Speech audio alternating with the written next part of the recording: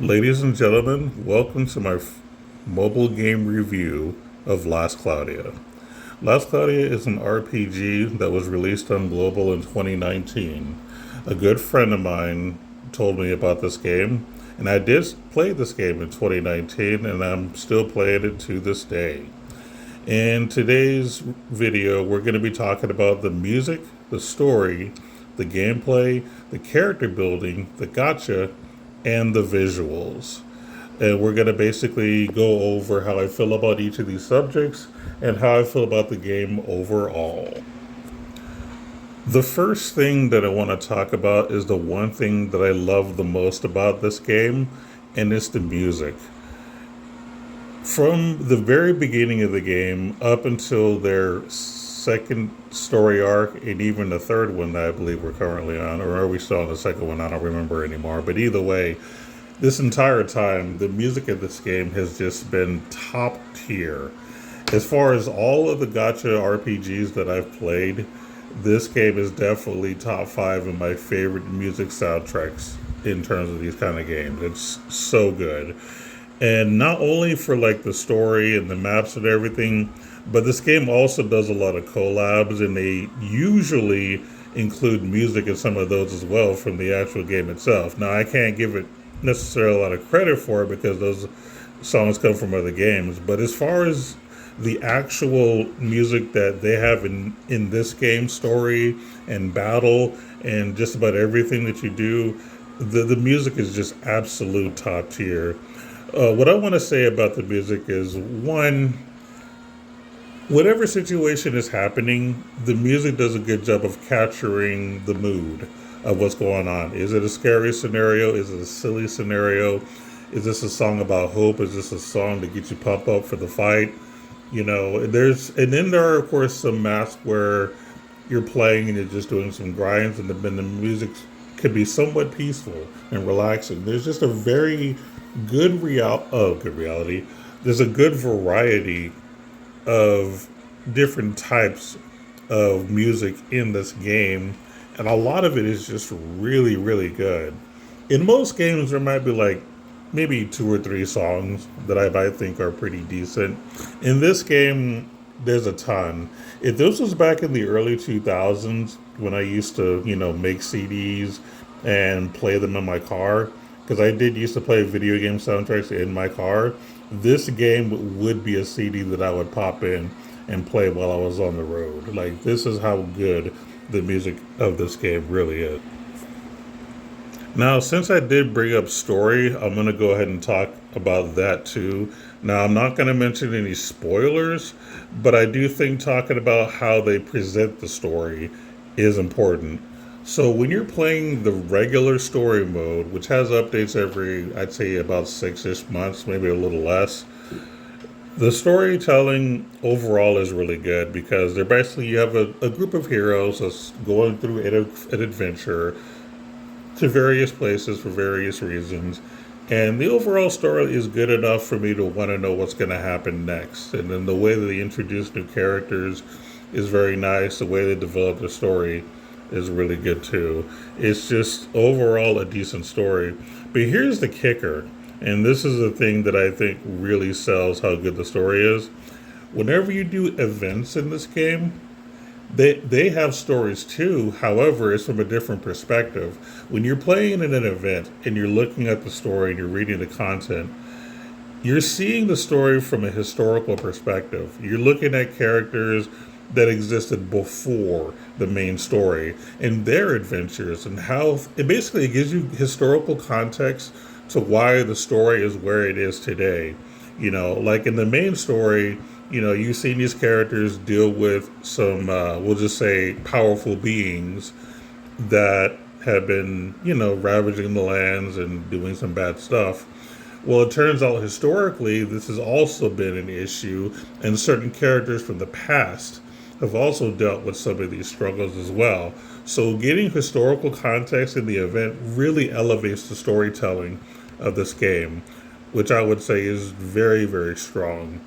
My only negative criticism is that there is no voice dialogue in the story whatsoever.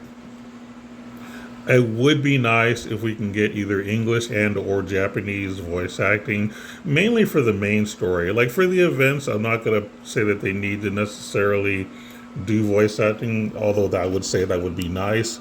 But to not have any voice acting in the main story can hurt because there are people out there who don't like to read or who struggle with reading. So they're not going to engage with the story. They're just going to basically skip it. And yes, you can basically skip the entire story, which some people see as a positive. But I would prefer a story to be enjoyed by everyone potentially, whether you have to read it or, listen to it. So, oh, actually, I didn't even give you my score on the music. Going back to the music, I give the music a 9 out of 10, easily top tier. In terms of story, I give it an 8 out of 10. Like I said, the only real major hit is just a simple fact that there's no voice dialogue at all, and I do think that hurts. Other than that, the story is just really, really good how they do it. I also want to talk about the gameplay a little bit. So the way that this game works is it's somewhat like an action RPG, but sort of like an arena. So you can actually move your characters around when the battle starts, and then you can tap on like certain skills when you want it to activate, or you can do the special whenever it's ready. Now you can put this game on auto. So for those of you that would rather just build characters up and let them do the work, you have that option as well. So it kind of is the best of both worlds in that aspect. Now, personally, I'm more in the turn based combat, but I would say that for what this is, the combat is decent. I don't really see too many negatives about the combat in itself. Not a lot of complaints, but it's not necessarily my style, is all that it is. It's not really a whole lot to say, but I think it's engaging enough to have players enjoy the combat. Overall, I would say the gameplay is an 8 out of 10. Like, it's decent, and then, of course, you have story to go with it that matches what's going on, some good scenery. So, overall, it's decent. Character building. This is something that I have a lot to say about, so I'm going to apologize in advance if I end up rambling too long about this. But I do think this is a very big topic for this game specifically, because I have a lot of takes on this. So let me try to condense it. All right, so in this game, every character has their own skill tree. So when you get a character, there are a lot of these nodes that you can go through where you can learn some passives, some active skills, some stat bumps, a variety of things to make the character do what they're meant to do. However, this game also has a skill cost system where you can add extra abilities for a cost to either enhance their stats or give them, certain passives to make them better or shape them up to do certain boss fights a certain way. So you might want to do, for example, I put God Geyser on this character to make it to where magic damage against God types are stronger, for example. And these are things you can turn on and off, but it will cost you a certain amount of points. And of course, characters have a maximum amount of points that can be used to have these extra abilities equipped. This is a very unique way to build characters that I don't see really in any other game that I've ever played. I'm not saying that it doesn't exist in any other game, but I haven't seen it in anything that I've personally played, and which is one of the things that I think really caught my attention while I was playing this game was literally just the way that you can build characters the way you want to. Even though they do have their own skill tree, but you can add to that, which makes it interesting. Now, how do you get these abilities to get added? I'll show you. In this game, they use what are called arcs. These are items that can be equipped to a character that will give them a passive, in this case, an arc trait. Sometimes they come with their own skills as well. Some do, some don't. That'll do various things. But they also have some skills that you can learn. So once you've used a character with an equipped art a certain amount of times to reach that amount of AP that you need to learn the skill, you have it and you learn it permanently. So this is how you learn extra skills to enhance your characters.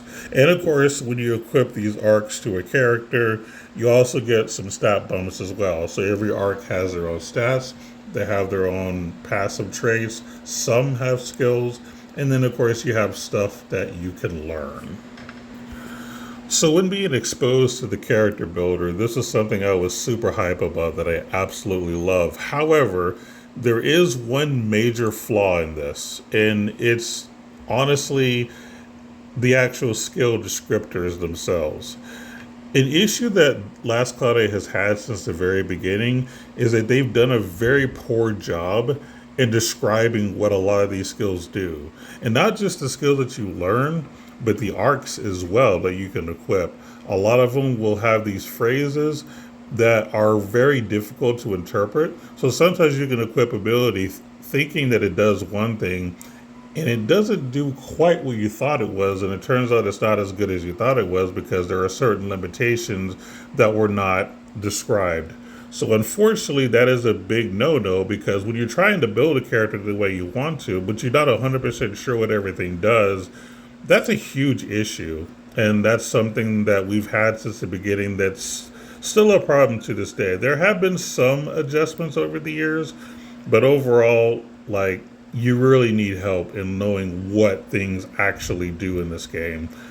On top of that, in order to really know what this game does, still was actually a person that had to create their own website, not affiliated with the devs at all. They made their own website where they literally basically gold mined, we'll say, all of the abilities to kind of test everything to figure out what everything does. And we have a website from a fan who was nice enough to put everything together so that we can understand what these things actually do, you know.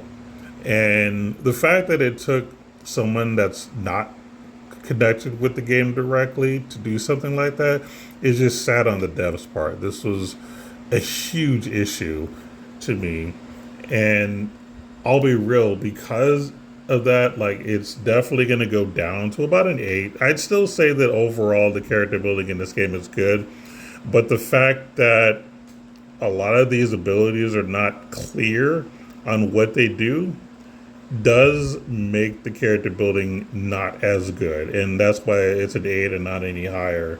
I would give it a much higher score if it weren't for that major flaw.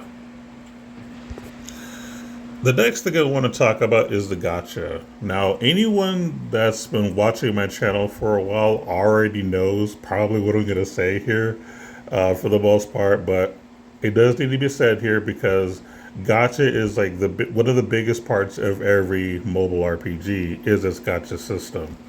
Now, in this gacha, you have a variety of things you can do. They have their paid gacha where you use paid resources to hope you can get the character. And let's say that you're not lucky and you have to pity using paid crystals. It's probably going to cost you somewhere between $300 and $500 if you want to get a character that you want. Now, they do have a free gacha where you pay, 3,000 crystals and you can hope to get the character you want. So when you pay 3,000 gems, it gives you a 10 pull. Okay? Which, that's, I guess, to be expected. However, I want to show you something. In this game, every 10 pull that you do, or every pull gives you 1 medal. So let's assume that you're doing nothing but 10 pulls, right? You're going to have to do, let's say you're extremely unlucky and you just don't pull the character.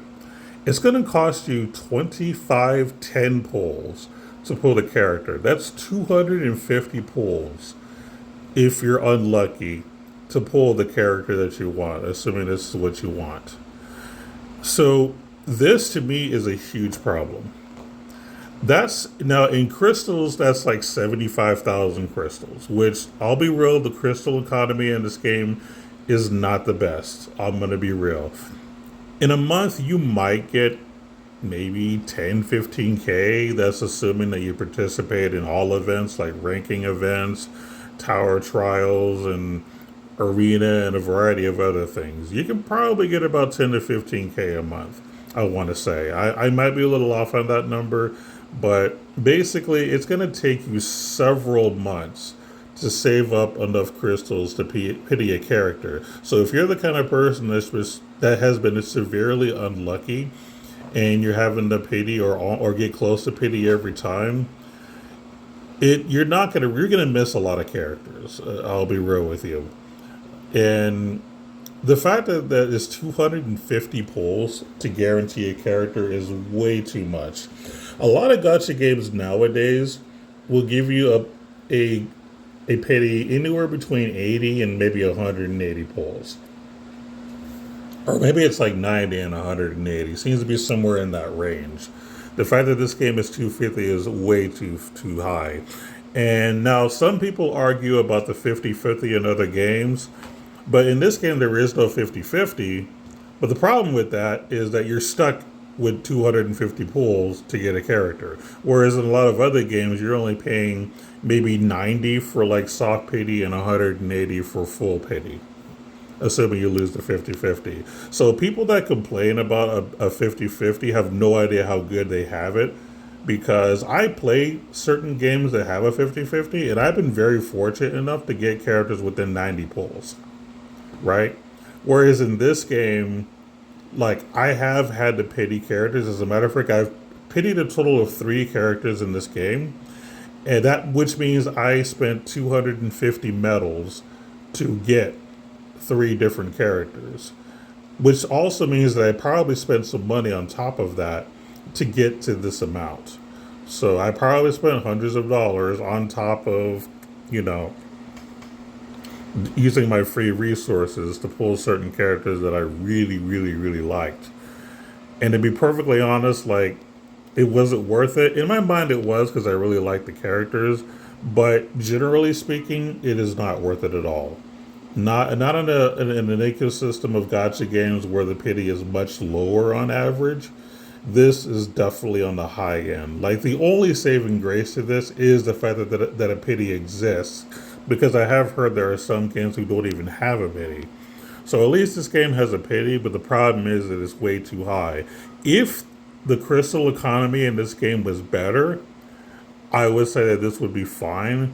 But again, if you were just playing as many modes as you can, it's still going to take several months to get you to save up enough money to pity. I'm talking like maybe 6 months, maybe even longer, to save up enough free-to-play crystals to get a character. And there are other games that I play where I can save up enough, resources to pay maybe in like 2 months at the most.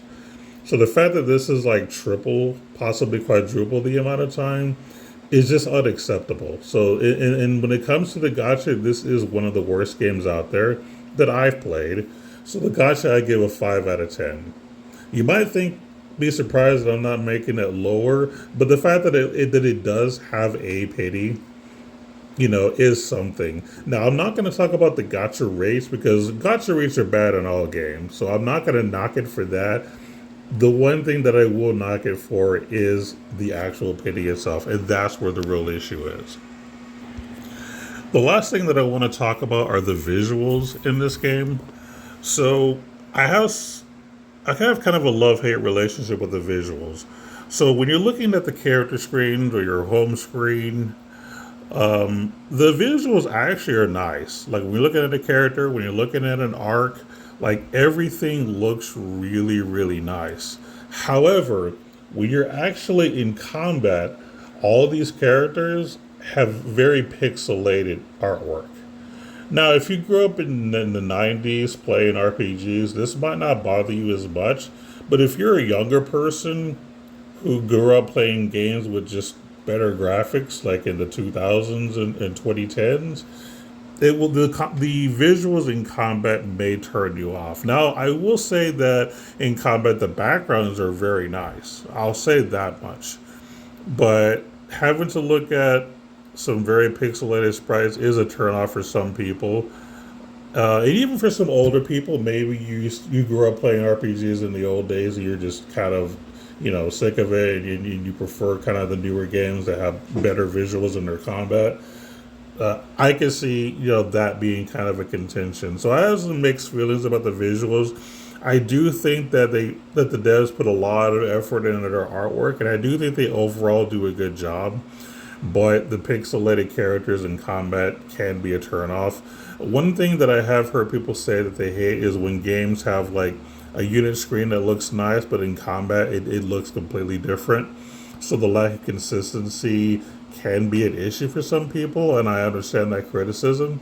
And I'm trying to be, as fair as I can be, because I do think that the overall art of the game is good, which is why I'm going to give the visuals an 8 out of 10.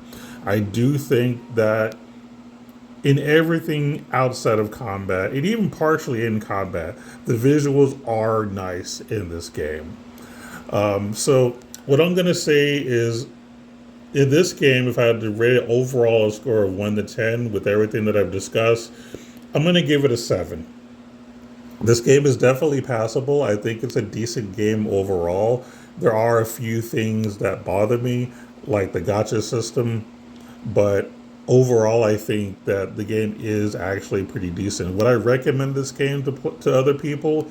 It's going to depend, especially as I talked about the visuals. If you're the kind of person that grew up playing RPGs in the 80s, or I'm sorry, in the 90s, this won't bother you so much. However, if you're used to having voice acting and story, and you're used to seeing like just consistently good graphics on everything in a game, that could turn you off too. So there's multiple things that I would say could hurt this game for people that are wanting to jump in, which is why I think this game is catered to more of an older crowd. However, I still think this game is worth trying at the very least. Now, if you want my opinion on when you should maybe load this game up or give it a try, the best time to load up this game is during a collaboration. This game does do a variety of collabs from several video games and anime. And those are usually the best times to play because one, they're very generous with the amount of crystals you can earn and free tickets that they'll give you. It's not a lot, but it's nothing to start with. But if you're a new player, you have a variety of ways to get crystals, like doing story and a variety of other things that will give you enough crystals to do a lot of 10 spins, which will up your odds of getting a character you want from a collaboration. I do have to comment on the collabs in general because it is kind of important that in terms of collabs, this game mostly does a good job. Unfortunately, over the years, the quality of collabs has gotten worse. But I would say over the first 3 years of Last Claudia was very, very good with their collaborations. Like, for example, with video games, they typically have music from the games. Sometimes they'll have like some interesting little cutscenes here and there. They have a lot of cool ranking modes. Like, there's a lot of fun stuff that goes on when it comes to a video game collab. For anime, it used to be story driven because that's what they did year one, but they stopped doing that completely. And it's kind of just, hopefully a nice, map that's kind of fun to interact with. Maybe some interesting events where you have to like do something like a cooperative thing for all players to kind of earn up certain rewards. Like some events have been really good, but unfortunately, as the years have gone by, especially I say in 2024 and 2025, the quality of the collabs have significantly dropped. Like it has gotten worse. But I still say that it is the one time to be excited to play this game. And I still recommend that that's the time to play. Now, you could also argue that playing the game during an anniversary is a good time. But the problem is that it's nice because you get a lot of freebies. I'll say that much. But I don't think the events are as fun. I honestly say the collabs are the best time to join this game. That's when the real hype happens in Last Claudia. So if you're on the fence about this game, wait for an announcement of a collab, and I think that will help your enjoyment of the game overall. So again, 7 out of 10 game. I do think that it's a game that people should at least give it a try. And maybe there are certain things that that I may not like that you're into. Like maybe you don't mind the fact that you have to read and you don't have the voice acting. Maybe you don't mind some of the pixelated graphics, and maybe you don't care about how bad the gotcha is. Maybe you're well and that doesn't bother you. So you like, just because I say something is not as good doesn't necessarily mean that you'll have the same opinion as me. But this is how I feel overall. The game is worth trying, but it has a lot to work on. Thank you for listening.